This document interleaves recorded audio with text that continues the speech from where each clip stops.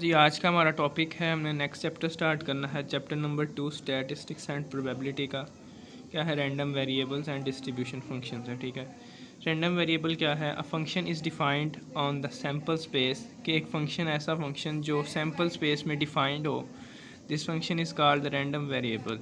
और इसे कैसे डिनोट करते हैं? इन्हें कैपिटल लेटर से हमेशा हम डिनोट करते होते हैं, एक्स वाई जी या ए बी सी, कोई भी हम लेटर्स एट्सेट्रा यूज़ कर सकते हैं। ठीक है, तो ये रैंडम वेरिएबल है। सबसे पहले हमने जो चैप्टर नंबर 2 है वो सारा इसी रैंडम वेरिएबल पर जो है वो बेस करता है। तो हमें रैंडम वेरिएबल जो है इसको ज़रा ध्यान से समझना। एग्जांपल है, क्या है, टॉसिंग अ कॉइन थ्राइस, कि हमने एक एक्सपेरिमेंट किया। ठीक है, टॉसिंग अ कॉइन थ्राइस, 3 दफ़ा सिक्का जो है उसको उछालना है हमने, तो उसकी सैम्पल स्पेस क्या बनेगी? हेड हेड हेड आ सकता है, head head tail, tail head head, head tail head, tail tail head, head tail tail, tail head tail और टेल टेल टेल। ये हमारे पास क्या आ गई? इसकी सैम्पल स्पेस आ गई। ठीक, उसके बाद रैंडम वेरिएबल क्या है हमारे पास? फॉर गेटिंग हेड्स, कि हमने हेड्स वाली जो ये सैम्पल स्पेस है यहाँ पे हमने हेड को देखना है कि आउटकम में कैसे कैसे हेड आ रहा है। ठीक है, तो हमने लिखा सैम्पल स्पेस। ठीक है, इसका हम टेबल बना लेते हैं, एस सैम्पल स्पेस, ये हमारे ऊपर सारी लिख थी, और ये रैंडम वेरिएबल। अब ये हेड हेड हेड है, इसके अंदर हेड कितनी दफ़ा है? 3 दफ़ा। हेड हेड टेल में 2 दफ़ा हेड है, हेड टेल हेड में 2 दफ़ा है, टेल हेड हेड में 2 दफ़ा हेड है, टेल टेल हेड में 1 है, इसी तरह हेड टेल टेल में भी 1 है, टेल हेड टेल में भी 1 दफ़ा है, और तीनों दफ़ा टेल के अंदर कोई भी हेड नहीं है, तो हमने ये 0 लिख दिया। तो ये था हमारे पास रैंडम वेरिएबल। ठीक है, ये डिफाइंड वैल्यूज़ हैं, हमने ऊपर डेफिनेशन के अंदर पढ़ा। A function is defined on the sample space, कि ऐसा फंक्शन जो सैम्पल स्पेस में से डिफाइंड हो। ठीक है, उनकी डिफाइंड वैल्यूज़ दे, तो क्या कहते हैं? रैंडम वेरिएबल कहते होते हैं। अगर इसी तरह यहाँ पे टेल का कह रहा था गेटिंग टेल, रैंडम वेरिएबल क्या कहता है? गेटिंग टेल होने चाहिए, तो हमने यहाँ पे जितने टेल्स आने थे उनको देखना था। ठीक है, तो ये हमारे पास हो गया, रैंडम वेरिएबल हो गया। उसके बाद नेक्स्ट है डिस्क्रीट प्रोबेबिलिटी डिस्ट्रीब्यूशन। ठीक है, प्रोबेबिलिटी डिस्ट्रीब्यूशन हम कैसे करते हैं? लेट एक्स बी आ डिस्क्रीट रैंडम वेरिएबल, कि एक्स जो है कैपिटल एक्स में लिखा है क्योंकि रैंडम वेरिएबल के लिए यूज़ कर रहे हैं। तो let X be the discrete random variable and X I is the possible values of this random variable.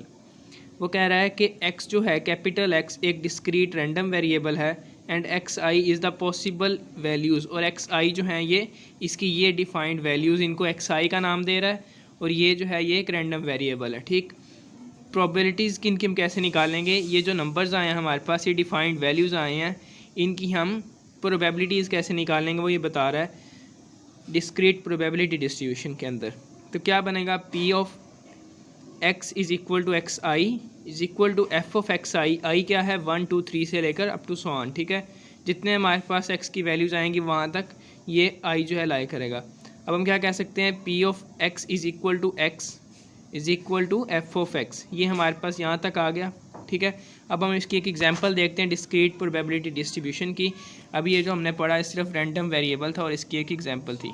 Generally हम प्रोबेबिलिटी डिस्क्रीट प्रोबेबिलिटी डिस्ट्रीब्यूशन को कैसे देखते होते हैं? इसकी एक दो प्रॉपर्टीज़ हैं, वो क्या है कि एफ ऑफ एक्स जो भी हम फंक्शन की प्रोबेबिलिटी लेंगे वो 0 से हमेशा ग्रेटर और इक्वल आएगी। ठीक है, और अगर हम उनका समीशन लेंगे, उन सब प्रोबेबिलिटीज़ को ऐड करेंगे उन फंक्शंस को, तो किसके इक्वल आएगा? जवाब 1 के इक्वल आएगा। मतलब 0 और 1 के दरमियान जो होगा वो प्रोबेबिलिटी लाई करेंगी। इसके एक एग्जांपल देखते हैं। Find the probability of random variable x, के हमने रैंडम वेरिएबल एक्स हम टॉस करें, टॉसिंग द कॉइन थ्राइस, अगर हम 3 दफ़ा सिक्के को टॉस करें तो हमारे पास उसकी उस रैंडम वेरिएबल एक्स की हेड के लिए तो उसकी प्रोबेबिलिटीज़ कैसे आएंगी? हमें पता है P of X is equal to F of X होता है। ठीक है, नाउ हम क्या करेंगे? जब हमारे पास 3 दफ़ा हेड आया तो यहाँ पे हेड कितनी दफ़ा था? 3 दफ़ा था, लेकिन सैम्पल स्पेस के अंदर ये कितनी दफ़ा आ रहा है? ये एक ही आउटकम कंसीडर की जाएगी, तो क्या बनेगा? 1/8। ये हमने पिछली भी एग्जांपल में देखा, ये जो था हेड हेड हेड है, ये हमारे पास एक आउटकम है इस सैम्पल स्पेस की। ठीक है, टोटल कितनी है? 8 है, तो 1 कितना आ जाएगा? 8 आ जाएगा। इसी तरह जो जिसके अंदर ऐसी आउटकम जिनके अंदर 2 दफ़ा हेड थे, हमने वो कौन कौन सी थी? Head head tail, tail head head और हेड टेल हेड, इनके अंदर 2 दफ़ा आया है। मतलब ये हम क्या चीज़ लिख रहे हैं? ये रैंडम वेरिएबल लिख रहे हैं, और ये क्या है? एक्स। ठीक है, ये जो एक्स की वैल्यूज़ आई थी वो 2 है, तो ये कितनी दफ़ा आया है?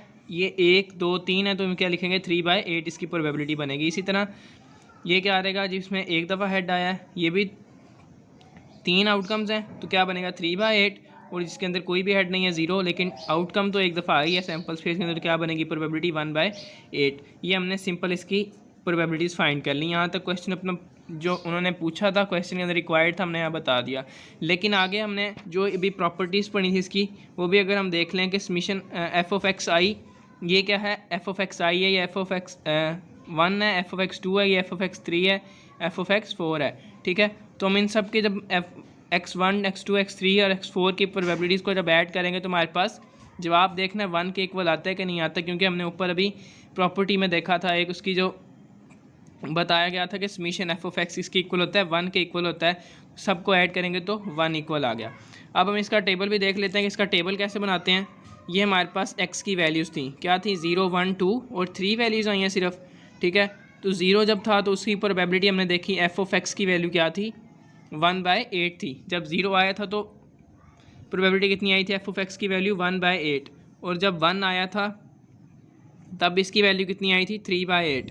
ये हमने लिखा, जब 1 आया था 3/8 आई थि, और जब इसी तरह 2 आया था हमारे पास तो उसकी एफ ऑफ एक्स की वैल्यू भी 3/8 आई थी। और जब हमारे पास हेड जब मतलब कि जब 3 दफ़ा हेड था तो हमारे पास उसकी प्रोबेबिलिटी कितनी थी 1/8 थी, तो हमने इसको क्या लिख दिया 1/8। अब इस तरह अगर हम इन सब को भी ऐड करेंगे इन एफ ऑफ एक्स को भी, तो हमारे पास क्या आएगा 1 ही आएगा। तो ये था हमारा इसके बाद क्या था जी, प्रोबेबिलिटी डिस्ट्रीब्यूशन हम कैसे फाइंड करते होते हैं। ठीक है, ये हो गया, यहाँ तक क्वेश्चन कंप्लीट था। लेकिन इसके बाद हमने इसका टेबल भी बता दिया, इसकी जो प्रॉपर्टी थी उसको भी हमने देख लिया। नेक्स्ट है distribution function for random variable. Distribution function for random variable क्या है, द कम्युलेटिव डिस्ट्रीब्यूशन फंक्शन और distribution function for random variable X is defined as के कम्युलेटिव डिस्ट्रीब्यूशन फंक्शन या distribution function for the random variable X को हम कैसे define करते हैं, वो कैसे डिफाइंड है, कैपिटल एफ। जो हमने पीछे देखा वो स्मॉल एफ था, ये क्या है distribution function for random variable के अंदर के लिए हम कैपिटल एफ यूज़ करेंगे। Is equal to P of X is less than equal to X. यहाँ पे एक्स क्या है, एक रियल नंबर है। रियल नंबर क्या होता है, नेगेटिव इन्फिनिटी से पॉजिटिव इन्फिनिटी तक एक्स की वैल्यूज़ लाई करती हैं। ठीक है, इसकी 3-4 प्रॉपर्टीज़ हैं distribution function for random variable की। पहली है कि F of X is non decreasing होगा, कि एफ ऑफ एक्स जो है वो डिक्रीज़ नहीं करेगा, नॉन डिक्रीजिंग होगा। कब, जब X F of X is less than F of Y if X is less than Y. जब एक्स की वैल्यू जो है वो वाई से कम होगी तब हम कहेंगे कि फंक्शन जो है वो नॉन डिक्रीजिंग है। और दूसरी प्रॉपर्टी क्या है कि लिमिट जब नेगेटिव इन्फिनिटी को अप्रोच करेगी तो फंक्शन जो है वो 0 के इक्वल आएगा फंक्शन की वैल्यू। और लिमिट जो है जब एक्स की वैल्यू पॉजिटिव इन्फिनिटी को अप्रोच करेगी तो फंक्शन की वैल्यू जो है वो 1 के इक्वल आएगी, फंक्शन जो है वो 1 को अप्रोच करेगा। ठीक है, तो तीसरी प्रॉपर्टी है F of x the continuous for the right. क्या है जी, एफ ऑफ एक्स जो होगा वो कंटिन्यूस होगा। कैसे, जब लिमिट जो है वो एच 0 का अप्रोच करेगी तो फंक्शन एक्स प्लस एच, यहाँ पे 0 जब पुट करेंगे तो एक्स बच जाएगा, इज इक्वल टू क्या आ रहेगा F of X for all X. ठीक है, तो ये हमारे पास random variable distribution function for random variable के लिए 3 प्रॉपर्टीज़ थी। ठीक है, इसकी 2 भी टाइप्स हैं। इसी की distribution function for random variable की हमारे पास 2 टाइप्स हैं। पहली टाइप है distribution function for discrete random variable, दूसरी टाइप है distribution function for continuous random variable. ये 2 टाइप्स हैं, ये इंशाल्लाह नेक्स्ट लेक्चर में हम डिस्कस करेंगे। डिस्क्रीट रैंडम वेरिएबल के लिए हम डिस्ट्रीब्यूशन फंक्शन कैसे फाइंड करते हैं और कंटिन्यूस रैंडम वेरिएबल के लिए हम डिस्ट्रीब्यूशन फंक्शन जो है ये कैसे फाइंड करते हैं। आज का लेक्चर जो था वो रैंडम वेरिएबल था, डिस्क्रीट प्रोबेबिलिटी डिस्ट्रीब्यूशन था और distribution function for random variable था।